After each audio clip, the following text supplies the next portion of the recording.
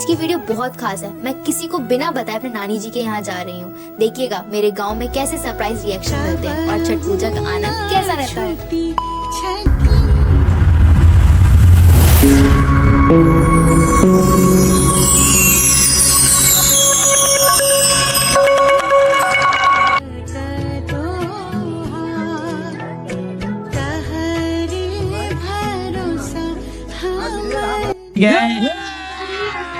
अभी मजा आएगा ना भिड़ो।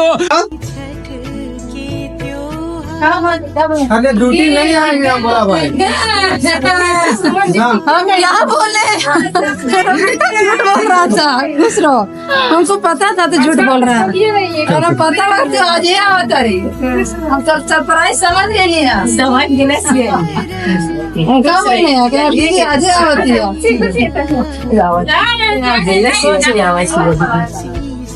अब बोल रहे कि मेरा खुशी आज है ट्रेन में चाय केला चाय बोल रहा था सब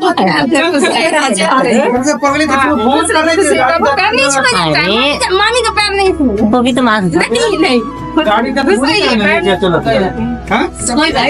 अरे कोई बात नहीं, झूठे का नहीं, कोई बात नहीं। हम तरह का बोलने को हम दिन बाजी करवाजी आवत है दावत ही जाओ आज वाले हम लोग को पता है हमारे कार के आज के लिए तो माथे का बहुत चल रहा है। हाय भूखे यार ना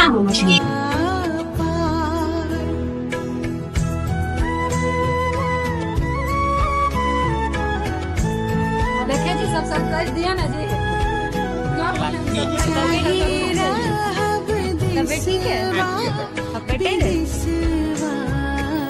और जब मैं नाना जी से मिलने गई तो देखा मैंने वो हमें देखकर रोने लगे। तो मैंने कहा नाना जी आप रोइए मत, हम सब अब आपके पास हैं, आपकी देखभाल करेंगे और साथ में अच्छा समय बिताएंगे। आपकी मुस्कुराहट ही हमारी ताकत है। आप हमारे जीवन का वो हिस्सा है जो हमारे दिलों में हमेशा हमेशा रहेंगे। आपकी सेहत और खुशी के लिए हम छठी मैया से प्रार्थना करेंगे। तो वो खुश हो गए और उन्हें देखकर हम भी खुश हो गए।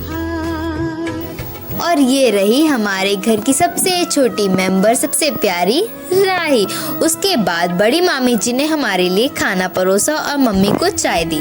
उनका ये अपनापन और प्यार हमें बहुत बहुत अच्छा लगा। खाना खाने के बाद छोटे मामा जी ने हम सबको रंगोली बनाने के लिए बुलाया। उन्होंने ढेर सारे रंग ला कर दिए। मौसी जी, छोटे मामा जी, बड़ी मामी जी, छोटे मामा जी और मेरा छोटा वाला भाई ने हमारी बहुत मदद की। छठ पूजा बिना रंगोली के अधूरी लगती है और परिवार के साथ इसे बनाने का एक अलग ही मजा है और बहुत ज्यादा खुशी देती है। करी हमारा आरती स्वीकार, कब ना छूटी छठी मैया, हमनी से बरत दोहार। और उसके बाद हमने रंग भरा। रंग भरना तो सबसे मजेदार हिस्सा होता है। जब सारे रंग मिलकर खूबसूरत रंगोली बनाते हैं तो वो पल हमेशा याद रहता है। छठ पूजा की तैयारी में नानी जी की भूमिका अद्भुत है। वो बड़े प्रेम से हर फल और पूजा के सामान को डाला में सजाती हैं। उनके सजाने का ढंग और समर्पण देखकर ऐसा लगता है मानो पूरा त्योहार उनकी मेहनत से और भी रंगीन और जीवंत हो उठा है। उनकी ये तैयारियां हमारे लिए सिर्फ पूजा की रस्में नहीं बल्कि उनके अपार प्रेम और देखभाल का प्रतीक है। इतना अच्छा लग रहा है वहाँ पे। बाकी वीडियो दिखाने से पहले मैं आपको ये बता दूं, खरना के वक्त हम वहाँ पे नहीं पहुँच पाए, लेकिन हमारी प्यारे मौसा जी ने हमारे लिए इस अनमोल पल को कैमरे में कैद कर लिया था। उनकी बनाई हुई वीडियो हमें उस माहौल और परंपरा से जोड़ती है जिसे हम मिस कर रहे थे। हम इस वीडियो को आप सबके साथ शेयर करना चाहते हैं ताकि आप भी हमारी खुशी और मौसा जी के इस प्यारे प्रयास का हिस्सा बन सके। घाट पर जाने के लिए हम सबको रेडी होना था। तो मौसी जी, मामी जी, छोटी मामी जी, बड़ी हम सब लोग मिलकर एक दूसरे की हेल्प करके रेडी होने लगे। उसके बाद हम लोग ने कुछ फोटोज क्लिक करी जो बहुत बहुत ज़्यादा प्यारी थी।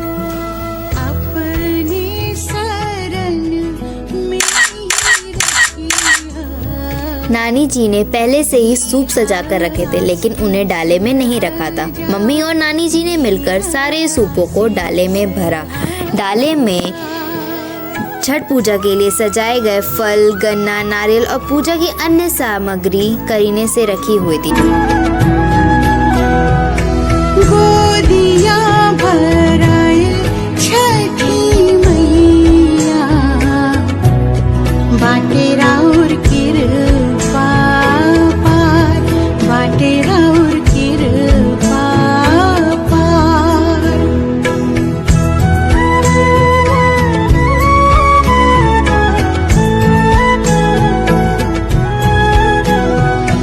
चाहे रहब देशवा सब कुछ प्रिपरेशन होने के बाद पूरे श्रद्धा और भक्ति के साथ हमारे बड़े मामा जी डाले को संभालते हुए आगे बढ़ रहे थे। उनके चेहरे पर जिम्मेदारी और उत्साह साफ साफ झलक रही थी। हमारी नानी जी, बुआ नानी जी, मौसा जी, ये सब लोग पहले जा रहे थे उनके साथ, क्योंकि अभी तो हम लोग तैयार हो रहे थे ना, इसलिए मामा जी हमारे पहले चले गए घाट। हमारे मामा जी के छठ पूजा के प्रति समर्पण को देखना एक अद्भुत अनुभव रहा। डाला लेकर घाट की ओर बढ़ते हुए उन्होंने इस परंपरा की गहराई और आस्था को जीवंत कर दिया। हमारी व्यस्तताओं के बावजूद मामा जी की इस भक्ति ने हमें गहरे रूप से प्रभावित किया।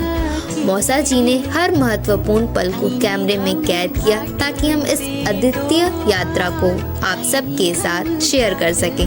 छठ पूजा केवल एक धार्मिक अनुष्ठान नहीं, बल्कि अपने प्रियजनों और परंपराओं से जुड़ने का एक अवसर भी। मैया करी हमरा रती स्वीकार। सो गाइस फाइनली पूरा छठ की प्रिपरेशन हो चुकी है और हम लोग रेडी भी हो चुके हैं। तो अब हम लोग जाने वाले हैं छठ पूजा में। अभी हम लोग को घाट पे जाना है, बट अभी मौसी जी लोग तैयार हो रही हैं, तो I am still waiting. Finally we are ready for going to Chhath Puja. तो अब हम लोग जा रहे हैं छठ पूजा के लिए। सब लोग रेडी हो चुके हैं। नानी जी हमारी वहीं पे घाट पे हैं, तो चलिए नानी जी के पास। और हम सब भी छठ पूजा के लिए तैयार हो चुके थे और घाट की ओर रवाना हो गए। मैं, मेरा भाई, मौसी जी, मौसा जी, छोटी मामी जी और बड़ी मामी जी, हम सब एक साथ इस अद्भुत यात्रा पर निकल पड़े। रास्ते भर हम सभी के चेहरे पर उत्साह और भक्ति की चमक थी। चारों तरफ छठ के गीतों की गूंज, रास्ते में सजावट थी।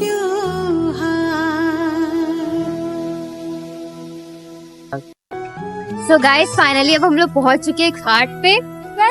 जैसे जैसे हम घाट के करीब पहुंचते जा रहे थे, हमारे दिलों में श्रद्धा और आस्था का संचार और भी गहरा होता जा रहा है। मैया